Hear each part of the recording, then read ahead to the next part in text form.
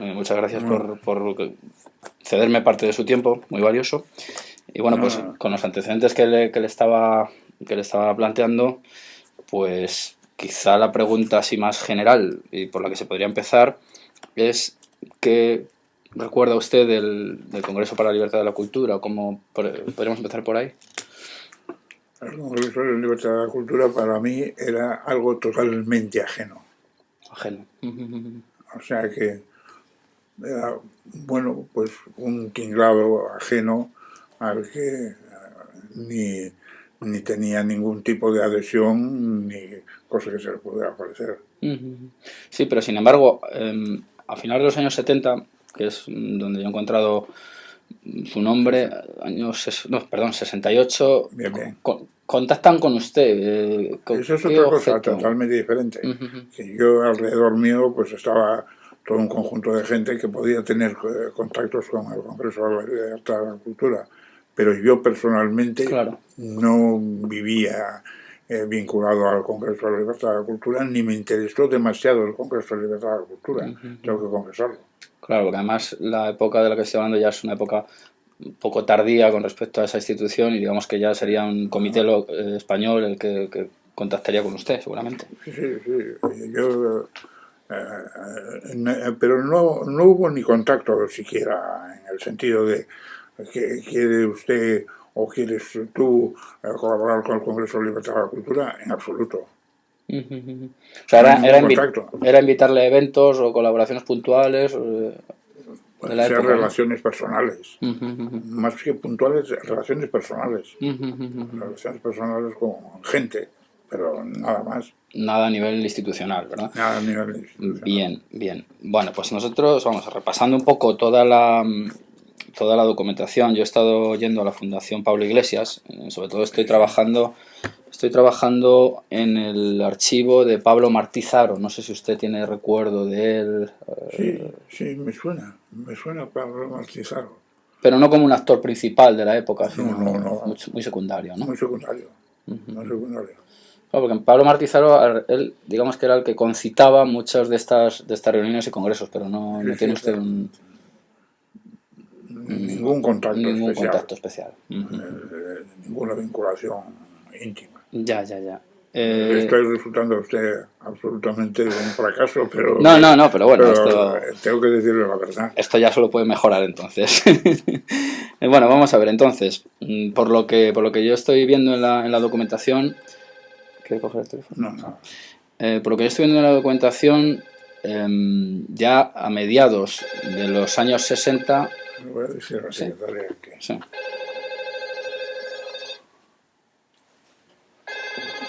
Ah, sí, sí es el Es el mío. móvil. Sí es el mío. Perdone usted. Sí. Dígame, dígame. Sí, dígame. Bueno, pues nada, me ha cortado. Vale. Bueno, pues Pablo Martizaro está vinculado muy íntimamente a la figura de Ridruejo. Por Sí. Ridruejo podríamos avanzar más.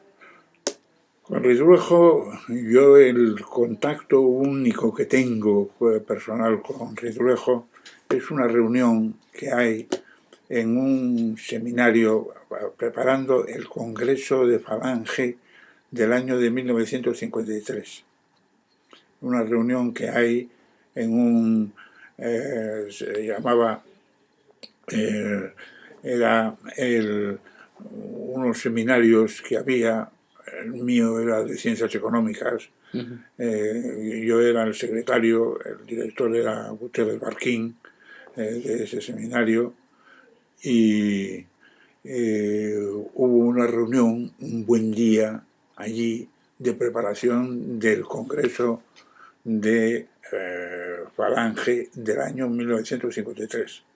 Y allí, entre los que estaba preparándolo, estaba Dionisio Redruejo. Y Dionisio Redruejo contó una anécdota que había ido a ver a Franco para decirle que eh, tal como iban las cosas de Falange, Sí. pues era mejor disolver Falange. Y entró allí Y yo le dije, él lo contaba como elogio de Franco. Dice, le dije un poco secamente, y ya va siendo hora de que ocurra esto, y si es necesario para esto llegar a últimos extremos, pues se llega. Porque, por ejemplo, en general, nadie me ha registrado para entrar aquí y nadie sabe si tengo una pistola y le puedo pegar a usted un tiro. Y dice, y Franco, sin inmutarse, dijo, hay luego, empezando por asesinatos no se consigue absolutamente nada. Y se quedó tan tranquilo, mirándome, y dice, me desarmó del todo. Claro, claro, claro. Pero luego la deriva de Ridruejo es curiosa porque, Sí, sí. porque él se distancia completamente, bueno, asiste a Múnich y nos aparece en la documentación las vinculaciones de todo este grupo en el que está Zaro y también Ridruejo y Aranguren, las vinculaciones con financiaciones extranjeras, con la Fundación Ford, incluso se dice que con la CIA. ¿Qué intereses puede haber? ¿Por qué terceras potencias estarían al acecho en esos años de lo que ocurría en España? Bueno, en esos años yo sospecho, esto ya son Claro. sospechas mías que no tienen ninguna base documental en absoluto, pero lo que yo en aquel momento pues sospecho es que en aquel momento pues estaba la Guerra Fría en su desarrollo. Y España era un punto de apoyo muy importante para la Guerra Fría. Efectivamente. Y por lo tanto también, pues todos los mundos del mundo occidental de la Guerra Fría, pues trataban de tener opciones, situaciones, etcétera, ver cómo podía desenvolverse la vida española, etcétera, y esto es lo que va a acabar llevando pues al acuerdo con Norteamérica del año 53. Sí, sí, sí, precisamente. Claro. Y dentro de eso, pues tomaban contacto con todo bicho viviente. O sea, tocaban todos los palos, digamos, Tocaban ¿no? todos los palos para, bueno, cómo puede evolucionar España, pero España tiene que ser un aliado nuestro. Frente al comunismo, que frente, es el otro bloque. Frente a la Guerra Fría, frente a la Unión Soviética y sus aliados. Bien, muy bien, pues nada, vamos, fenómenos. Bueno, leyendo también documentación, ya digo que pues es mucho el papeleo que hay que ir manejando, porque sí, es una época bastante más agitada de lo que parece interiormente en España, sí, todo parece que ocurre fuera, pero ocurre dentro. Sí, sí. Pues aparece continuamente, ya en los años 60, aparecen dos términos. Uno es que hay que darle una solución federal a España, que es un tema que está hoy otra vez sobre la mesa, y otro, pues la palabra transición. Pero me interesa que me diga usted si recuerda en qué sentido se hablaba de federalismo a esas alturas del siglo. Yo me parece que estoy resultando como un fracaso para usted, en el sentido de que la palabra federalismo, lo que se consideraba en los círculos por donde yo andaba, pues era algo del siglo XIX, que en el siglo XIX pues Pim Margall pues había sido un auténtico desastre, y que por lo tanto la solución federal pues se tomaba a broma. Cuando qué sé yo, pues declaraba la paz universal, un pueblo de Murcia declaraba la paz universal y se declaraba como cantón independiente, pero a Murcia no, a Murcia guerra, muerte, etcétera, etcétera. Los vecinos. Y cosas por el estilo. O sea, lo que se hablaba del federalismo pues era un planteamiento pues un poco pretérito y que no tenía sentido. Sí se hablaba mucho de Europa. De Europa. De Europa como solución y de las posibilidades de vinculación con Europa, de cómo estaba evolucionando Europa, etcétera, etcétera. Y a todo más lo que podía ocurrir que saliese la palabra federal era en confederación con Europa o en federación con Europa, pero la federación dentro de España... organización interna de España estructural, ¿no? Eso se consideraba una especie de broma, de algo pues que no... Bueno, sin embargo, los 60 sí lo empleaban muy a menudo Sobre todo para resolver el problema catalán, que ya se veía como algo que podría ser complejo. Sí, el problema catalán sí existió toda una serie de planteamientos, más con el problema catalán que con el problema vasco y con el problema navarro, por supuesto, y por el canario. Ahí pues no había planteamientos especiales. Con el vasco y el navarro era siempre el problema del carlismo. El Que todavía carlismo que subsistía, ¿no? vivía y que tenía fuerza y que tenía pretendientes y que tenía posibilidades, se veían algunas, etcétera. Pero el problema catalán, como se veía, era tratar de resolverlo ya desde un punto de vista intelectual. Ajá. Era bueno, pues Cataluña, pues el catalán hay que cultivarlo, el catalán hay que tenerlo presente, etcétera, etcétera. El mundo era Josep Pla, era un personaje de los típicos entonces, etcétera, pero y en ese sentido incluso pues había una especie, llamamos así, de tendencia de que hay que cuidar mucho esas cosas catalanas en el ámbito que venía del Frente de Juventudes, etcétera.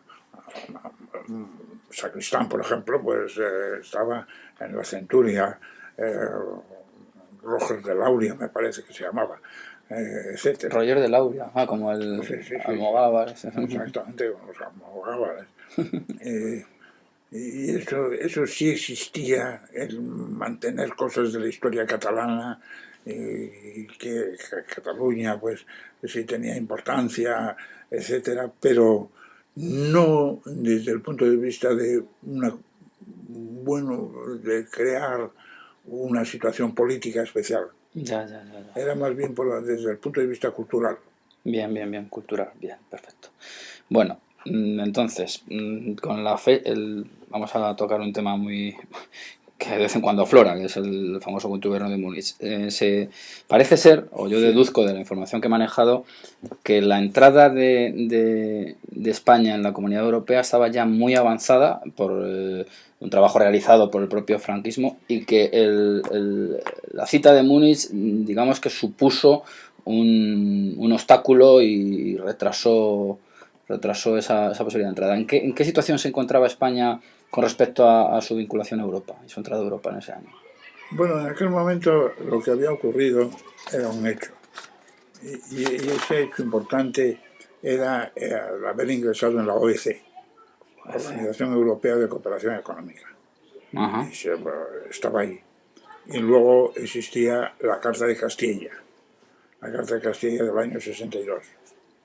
Y la Carta de Castilla pues era un preinicio de vinculaciones con Europa, pero el problema que había muy claro era el informe Birkelbach. El informe Birkelbach tenía un che y con B y con K.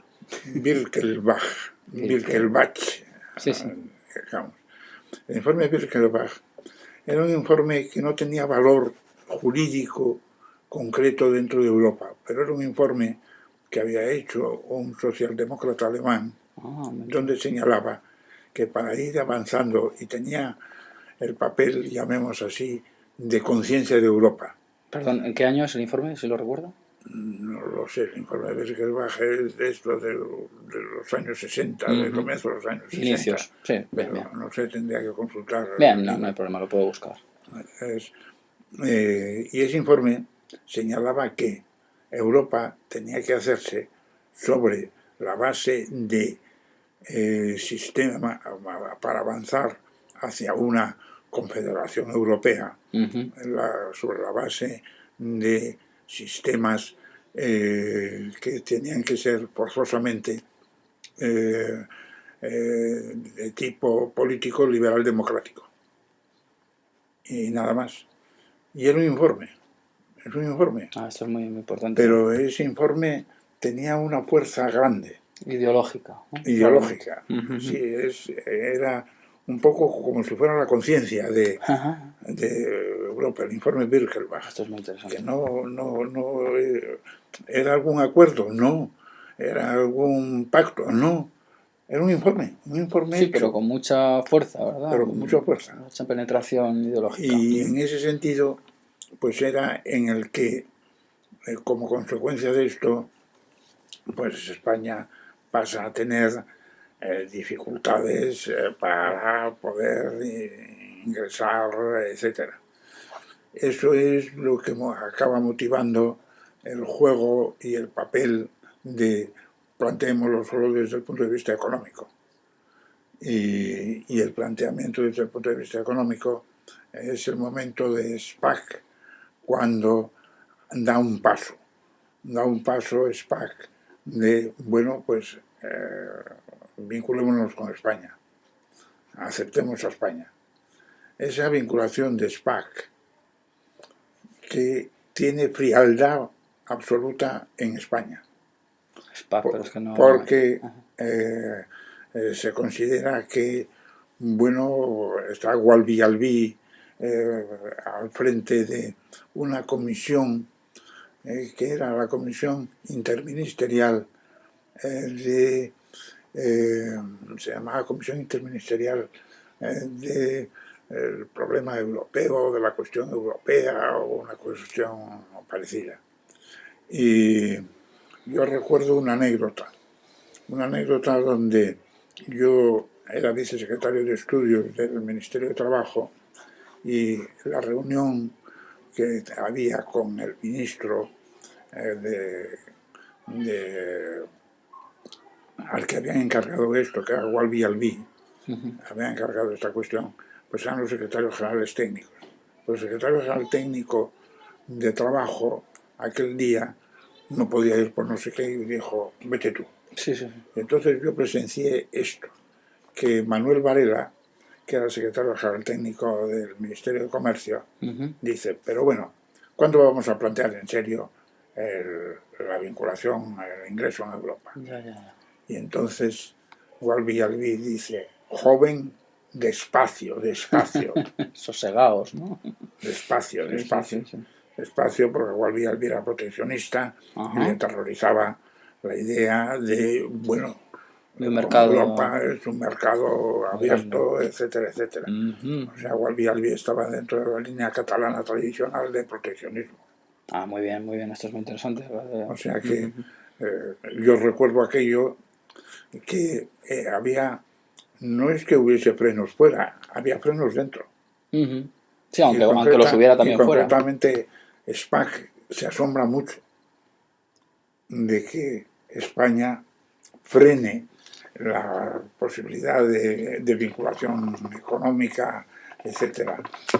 Y por causa de eso, lo de Múnich tiene más un papel, a mi juicio, tiene más un papel de vinculación de fuerzas políticas que de actuación dentro del mecanismo, porque a continuación de esto ya fue el planteamiento a continuación que va de embajador allá a Ullastres. Hay una anécdota pequeñita que me contó Ullastres, que Franco, cuando fue a despachar con Franco para marcharse de embajador ante el mundo comunitario, pues le dijo al final, bueno, le mando a Bruselas, pero es un sitio muy aburrido. Bruselas es un sitio muy aburrido, pero como usted es persona piadosa, le da igual. Claro. Bueno, haga el sacrificio. Pero eso me lo contó ya un día comiendo, pero y riéndose. Pero y ahí va a venir el acuerdo preferencial del 70. El acuerdo preferencial del 70 es favorabilísimo para España. Es de los acuerdos más estupendos desde el punto de vista económico hay trabajos, entonces hicieron trabajos verdaderamente asombrados de lo que había conseguido España en el año 70 de cesiones, etcétera, y ese acuerdo preferencial pues es un primer paso para ya el ingreso definitivo, etcétera. Claro, O pero sea, entonces... Múnich en sí, desde el punto de vista económico, tuvo una importancia muy pequeña. Tuvo una importancia mucho mayor porque estaba del exilio, Claro, claro. de los de dentro, los de fuera. Fue más repercusión ideológica que práctica económica, que ¿no? práctica económica. Porque entonces... Eso se ha pagado. No, esto se pone en modo económico. Todo es economía. Vamos a ponerlo así, salimos más centrados. Bueno, entonces, claro, pero a mí lo que me sorprende es que realmente, aunque haya este informe Birkelbach, donde, pues claro, Birkelbach, efectivamente, con L. Aunque claro, la exigencia sea de unos países democráticamente homologados, pues parece ser que el desarrollo vía económica no tuvo grandes obstáculos para ir ganando terreno, es lo curioso, ¿verdad? No, ninguno. Y ya vuelvo a decir, el acuerdo del 70, pues es era un muy acuerdo favorable, donde las concesiones que hacen a España son extraordinarias y España, en cambio, tiene que hacer muy pocas concesiones y muy pocos cambios, etcétera. Y es un acuerdo con unas condiciones. Acuerdo preferencial quiere decir que es un acuerdo camino de unión aduanera, pero que las ventajas que se concedan unos y otros no tienen nada no se transmiten inmediatamente al GATT. El GATT es el Acuerdo General de Tarifas y Comercio, donde todos los miembros del GATT, y España era miembro del GATT, fue miembro del GATT con el plan de estabilización, inmediatamente entró en el GATT.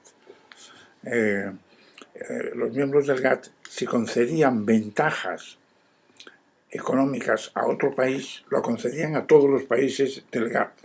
Sí. Pero si era un acuerdo preferencial, no, se concedía solo en medio de ese grupo. Casi de concreto. Forma bilateral, digamos, Sí, o dentro de un grupo cerrado, no de la totalidad. Por eso no se concedían ventajas a nadie más que España al mundo comunitario y el mundo comunitario a España. Y entonces la pregunta obligada es, ¿y no será más favorable a España una relación con Europa de este tipo que la actual? Pregunto. Bueno, el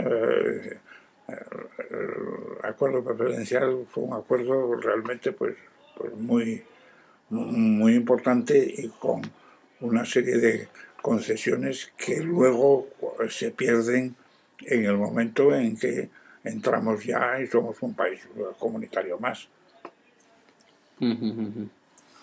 Bueno, eso sería objeto de análisis, ¿verdad? Sí, comparar eso ya es los posibles desarrollos. Un estudio aparte. Bien, bueno, pues vamos entonces avanzando un poquito. Y llama la atención que todo este grupo del que estamos hablando, Aranguren, Tierno, Ridruejo, etcétera, que son los que participan en todo ello, luego la vía que gana políticamente, aun cuando ellos participan en Múnich y bueno, pues tienen estas repercusiones tan importantes de las que estamos hablando, es el PSOE el que sale después. ¿Cuándo se produce ese adelantamiento, digamos, o esa cristalización, esa consolidación de unas personas que afloran, digamos, desde una segunda fila? Al menos si se tiene en cuenta pues la repercusión que tuvo el 62. Bueno, esto ya es una opinión mía. Sí, claro. No tengo ninguna documentación. La socialdemocracia tenía un peso muy grande en el conjunto del mundo europeo. Y desde en el mundo europeo, tanto en el mundo europeo que se iba haciendo alrededor de la comunidad como lo que se iba haciendo alrededor de la EFTA, la Asociación Europea de Libre Comercio, que era la de Gran Bretaña. Y en los dos lados, pues acaba teniendo el Partido Socialdemócrata una influencia muy grande. Y yo creo que de ahí le viene la influencia que después se trasladó al papel aquel de la Fundación Ebert, sí, etcétera. Le iba a preguntar precisamente por eso. O sea que eso fue fue muy importante. Y entonces la pregunta obligada también en este caso es decir, ¿y qué interés puede tener Alemania en fortalecer un partido socialista dentro de España en esa época? ¿Qué se Pues puede decir al respecto? no, pues sencillamente que consideraban, yo sospecho, eso ya es para preguntarle a alguien del mundo diplomático, pero yo sospecho que en aquel momento pues el Partido Socialdemócrata Alemán acababa teniendo una serie de conexiones muy importantes con mucha gente de España, entre otros pues políticos del régimen, etcétera, y se llevaban bien, se acababan llevando bien, y como consecuencia de eso pues consideraban que el mundo ese pues era claro. Le cuento una anécdota importante. El Pacto de la Moncloa, salto en el tiempo, pero el Sí. Pacto de la Moncloa, de pronto, esto es contado por Enrique Fuentes, que vivió el Pacto de la Moncloa de manera tremenda. En el momento de la discusión del Pacto de la Moncloa, hay un momento en que Felipe González sostiene que cuando un gobierno se encuentra con un problema muy serio, lo que hacen en ese momento es convocar elecciones y que se decida lo que hay. Y que nada de pactos, nada de acuerdos previos que habían tenido lugar en conversaciones de, bueno, de los Olchagas, etcétera, con otros economistas de otro tipo, etcétera, en el momento que están los grandes, en absoluto. Y en ese momento, pues se levanta, por consejo de Suárez, se levanta Marcelino Oreja. Marcelino Oreja, que yo no sé si era en aquel momento ministro de Asuntos Exteriores, y habla con el ministro de Asuntos Exteriores alemán del Partido Socialdemócrata. Y le dice que está poniendo obstáculos al Pacto de la Moncloa Felipe González y lo que le está ocurriendo. Bueno. Y a continuación vuelve a la reunión. Al poco tiempo, pero a los minutos, entra una ordenanza diciendo que llaman por teléfono desde Alemania a Felipe González. Volvió Felipe González y eliminó todas las causas y dijo que bueno, pues vamos adelante. Y dejemos ya de más debates, etcétera, y ofreció toda clase de facilidades. O sea que se veía una tutela bastante evidente, ¿no? Muy evidente.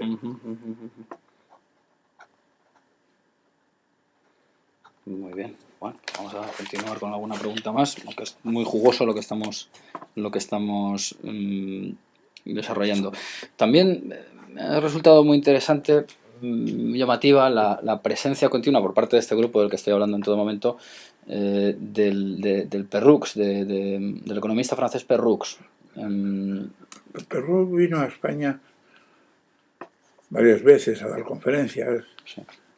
Yo asistí a algunas de las conferencias, me colocaron por que entonces era catedrático y esas cosas, pues estaba ahí en la presidencia del acto, en el Consejo de Investigaciones Científicas, y el contacto que tenía era con Andrés Fernández Díaz, que era su discípulo. Entonces, Perrux, pues en su equipo, en su grupo, pues estaba, ¿cómo se llama este hombre que acaba de morir? Que fue presidente de la República en el exilio y ministro de la República en el exilio. Y que entonces estaba trabajando en el grupo de Thiers Mond, etcétera, en contacto con Laureano López Rodó. Yo escribo un artículo precisamente para Thiers Mond sobre problemas de la agricultura española, etcétera, donde el contacto mío es con este hombre que era un asturiano ¿cómo se llamaba? Y se ha muerto hace poco. Se ha muerto hace poco y era el ministro en el gobierno republicano en el exilio, al ministro de Economía o alguna cosa así. Y volvamos a él. El contacto estaba dentro del equipo de Perú, pero al mismo tiempo estaba en contacto con Laureano López Rodó. Curioso. Sí. Sí. Bueno, es que es lo que yo voy observando, que todos juegan a varias barajas, digamos, en esos momentos de incertidumbre, en realidad. Muy bien. Es que resulta que me llamó Vaya, mucho yo entro en una polémica con un francés y con quien estoy en contacto para la polémica, que es una polémica científica. Sí.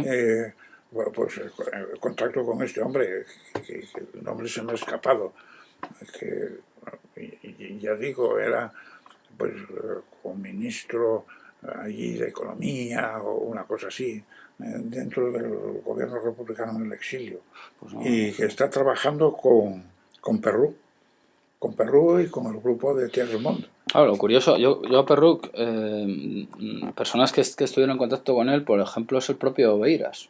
Estuvo en contacto con Bueno, pero Perruc, con ¿no? Beiras más bien leve. Sí, ya me O imagino. sea, el íntimo con Perrault es Andrés Fernández Díaz. Andrés Fernández Díaz. Y bueno, otra pregunta. Y dentro de estos movimientos que hay a finales de los 60 empiezan a vigorizarse, pues lo que luego acabarán siendo los partidos nacionalistas. ¿Cómo se percibía entonces el asunto regional? Porque entonces era más bien regional, ese regionalismo. ¿Se percibían esos peligros? ¿No se percibían? Pues yo creo que se percibían poco. Poco, ¿verdad? Poco, que no se consideraba que aquello tuviese ninguna, concretamente pues eso, pues a Beiras pues se le tomaba un poco incluso a broma.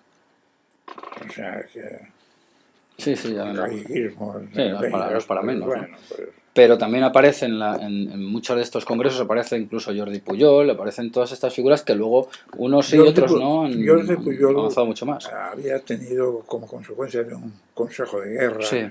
etcétera, había promovido ya un movimiento en Cataluña, Llibertat per Jordi Pujol, etcétera, que eso sí había letreros y sí había... Pujol sí tuvo una importancia, fue el primero que tuvo, llamamos así, pues una importancia evidente. Yo lo recuerdo que cuando estuve de catedrático en Barcelona, pues de él, qué sé yo, en el círculo de economía, pues no tenía especial peso, pero tenía peso en cierto mundo intelectual, en cierto mundo, pues, social de allí, etcétera. Sí, había también se le tomaba también un poco a broma simultáneamente, o sea, lo de Pujol es un caso un poco único como consecuencia del Consejo de Guerra. Ya. Como contra él como alférez por haber hecho no sé qué. Y yo recuerdo eso, los letreros de Llibertat per Jordi Pujol. Pintaba. Ya, pues dos preguntas más como mínimo. Sí. El extraño y cambiante papel de la Iglesia en los 60. Es decir, una Iglesia, digamos, nacional, unas iglesias regionales, el diálogo iglesia-marxistas. ¿Qué me puede decir al respecto? Vamos a ver.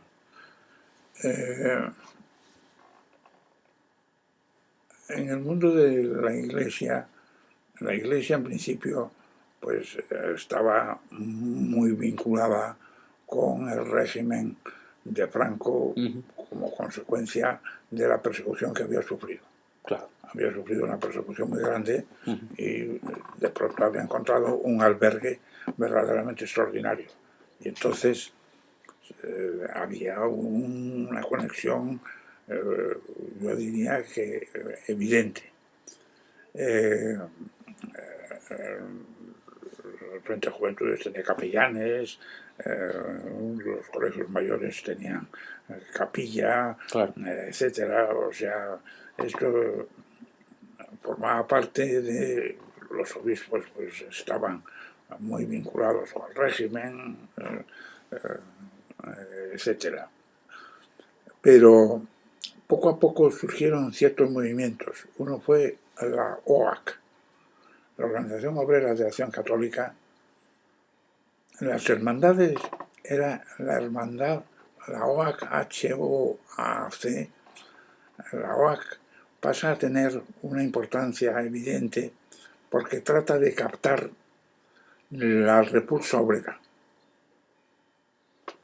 Y como consecuencia de esto es donde se empieza a producir la variación de, bueno, los de la OAC a veces pues acaban que si en la cárcel, que si perseguidos, si criticados, etcétera, etcétera, dentro de problemas del mundo sindical. Luego los de la OAC como evolucionaron de muchas maneras y la última herencia de la OAC es la USO. USO es lo último que viene de las raíces de la OAC. Pero esto hace que de pronto empiecen a aparecer pues ciertas actitudes dentro de la Iglesia, que uno de ellos pues podría ser, por ejemplo, pues el padre Llanos. Ajá. El padre Llanos era el comentarista de asuntos religiosos del periódico Arriba. El padre Llanos era el de la Arriba, donde venía el comentario religioso. Y el padre Llanos pues decide ir a vivir a un suburbio. Y desde esa vivencia dentro del suburbio le lleva a plantear contactos con el comunismo larvado, etcétera, etcétera. Y eso no tiene rechazo por parte de la Iglesia. ¿Orcasitas era el suburbio? ¿O algo así? No, yo en me Orcasitas se parece celebraron que una él especie de gran vivía reunión. en el cerro de Juraría, que era en el cerro del Tío Pío. Ajá, bueno, sí. Pero, sí, pero vamos, sí, una cosa parecida. Es lo de menos. Sí. Que es lo de menos. Es que yo he leído algo sobre una reunión en Orcasitas bastante importante. Bueno, eso luego la reunión la tenían donde les daba claro. Pero en fin, él pasó a vivir allí, dentro de eso, siendo la persona que al mismo tiempo los ejercicios espirituales de Franco era el que le dirigía. ¡Qué versatilidad! Sí, señor. No, sí todo era mucho más complejo de todo lo que puede parecer. Sí, mucho más. Lo de tiempo de silencio es una simplificación total, ¿verdad? Sí. Como se simplifique, bueno, no se entiende nada de aquello. Claro, no se entiende nada. Padre Llanos, sí, pues hace unos ejercicios espirituales Franco y llama al Padre Llanos. Qué curioso. Y es el Padre Llanos el que se los dirige, por ejemplo. Sí. Otra figura que permanece también en la ambigüedad, e incluso por los papeles que yo estoy manejando, ni se contempla esa posibilidad, es la figura monárquica. Al menos en los contextos que yo estoy manejando, no se contempla como opción. ¿Qué ocurría ahí? Había un grupo ¿un recurso final? Había un grupo pequeñito, llamamos así, había varios grupos pequeñitos de legitimistas. Ajá. Estaba el grupo legitimista carlista, claro, donde además pues había más de un candidato. El que tenía más era Carlos VIII, que se muere. Carlos VIII muere y después viene Carlos Hugo. Pero había eso, y también había el grupo, llamemos así, de señoritos madrileños de Juan III. tenían una jota y los 3 palitos en la solapa y se ponían muy contentos de llevarla, pero era un grupo minúsculo. Irrelevante políticamente. Y totalmente irrelevante. Había un boletín, y era una situación verdaderamente curiosa. Yo recuerdo cuando nace concretamente el rey, o hace la primera comunión o algo, el rey, pues hay un momento en el que el boletín, porque publicaba un boletín que lo difundían, el boletín de don Juan de Borbón, un título exacto no me acuerdo de aquel boletín, y en el boletín hablaba de había venido aquí a la ceremonia la reina doña Victoria Eugenia, y que en el acto estaba su majestad, el rey, porque como era legitimista, pues era su majestad el rey don Juan Carlos, y su excelencia el jefe del Estado. Que era, cuando lo leí a mí me hacía mucha gracia, porque era, bueno, esto, su excelencia el jefe del Estado, su majestad el rey don Juan III. O sea, que era, bueno, pues era eso. Juan III, es curiosísimo. Sí, y su excelencia el jefe del Estado. Si se coge la colección de ese boletín, se encuentra seguro el número donde viene esa noticia muy interesante, muy interesante. Pues yo no le quiero quitar mucho tiempo, pero le tengo que hacer una última pregunta. Sí. A ver hasta dónde llegamos. Y entonces, hemos partido de estos grupos y de la Guerra Fría. Sí. Realmente, ¿hasta qué punto o qué niveles de intensidad se percibían en relación con la amenaza del comunismo? O sea, me imagino que no se percibió siempre igual, y qué fluctuaciones podemos decir que había, porque da la impresión de que a finales de los 70 ya no era tal amenaza, o sí, esa es ¿qué desarrollo puede haber en torno a eso? Bueno, había dos cosas. Una era, había surgido un fenómeno muy curioso, que era el fenómeno de Cuba. El fenómeno de Cuba, claro. En Cuba, el régimen, sí, hubo el incidente, lo agendió, pero no rompió las relaciones de ninguna manera, ni las relaciones comerciales. De tal manera que incluso pues hay un buque español que es torpedeado y hundido por los norteamericanos.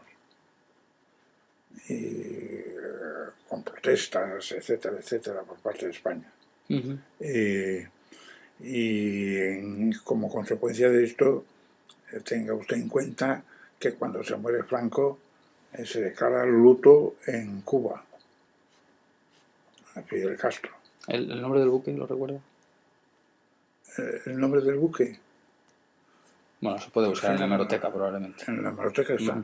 Y entonces hay un luto por Franco en Cuba, lo cual quiere decir que las relaciones... Cuando se muere Franco, cogiendo los periódicos, en Cuba se declara luto y banderas a media asta, etcétera, etcétera. O sea, es una situación, la de, bueno, el comunismo, sí, etcétera, pero bueno, pero Rusia está ahí, hay que establecer, que se acaban estableciendo relaciones comerciales de manera muy indirecta, tal, pero hay relaciones comerciales. Y la contrapartida fue el envío de los prisioneros de la División Azul. Efectivamente. En plena situación de ese tipo. O sea, son... Y Fidel Castro sí tiene relaciones, pero es uno de los nuestros. Al final, la hispanidad une ahí en ese caso. Bueno, ¿no? Yo me crucé en el Parque del Oeste con el Che Guevara. Hay una foto, ¿conoce la foto enfrente del Arco de la Victoria? Ah, no, Sí, no. sí, hay una foto. Ah, no. Bueno, pues yo iba por Pues allí. ese día sería, entonces. Pues ese día Pues la tenía foto es que muy ser. famosa, se la Tenía que puedo ser. conseguir. Sí, sí, sí, sí, era en el Parque del Oeste, Sí, sí, sí. porque iba a poner una corona de flores o no sé qué a un monumento que hay a uno de los Sí, libertadores a Simón americanos. Bolívar, allí enfrente Eh, del Museo de la Casa de América, vamos. Ahí está Pues una estatua iba ecuestre a que hay. poner ahí una cosa y Ah, mira, es el mira. Che Guevara. Bueno, Mira qué bien. pues el Che Guevara ha estado aquí el Che Guevara, sin, O sea, que podemos decir que la relación con Cuba estaba más facilitada por vinculada la vía del hispanismo, a lo claro, hispano que a lo que la que por dialéctica el lado del capitalismo-comunismo. capitalismo-comunismo. Y con la URSS, ¿qué se puede decir ahí? La amenaza era tan grande, era menos grande, se fue atenuando. Porque claro, todos estos grupos Bueno, basan su acción, perdón, siempre, en su anticomunismo, digamos. Ese es, digamos, su sí, banderín.